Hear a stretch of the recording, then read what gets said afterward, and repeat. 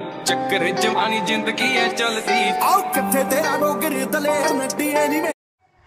Welcome students, आज आम देखा सूचक तत्व। ओके, फास्ट सूचक तत्व रे अछि आधार और घात विषय बुझिबा।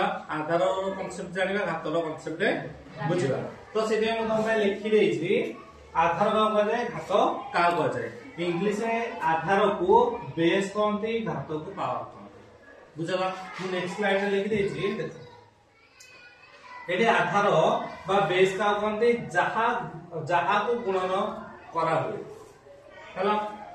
पावर बा घात का कहते जेते थरो से आधार टा गुणन करा जाए ताको कोन करा पावर करे।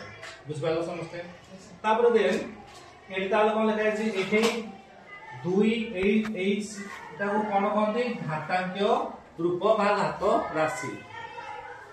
ताको कोन पढिया रहले 2 रो घात 5 किबा 2 आधार घात 5 बोली पढिया। बुझ पालो समझते। देन हम आसला 2 रो घात 5 रो अर्थ कोन 2 गुणन 2 गुणन 2 गुणन 2 के थर गुणा है 2 को 5 थर गुणा है। तो आधार किए 5 घात किए सॉरी आधार हला 2 घात हला 5। बुझ पालो। ओके, आमे जदि 2 को 5 थर गुणिबा केमिति गुणिबा 2 गुणन 2 केते 4 4 गुणन 2 8 8 गुणन 2 16 16 गुणन 2 25। बुझ पालो।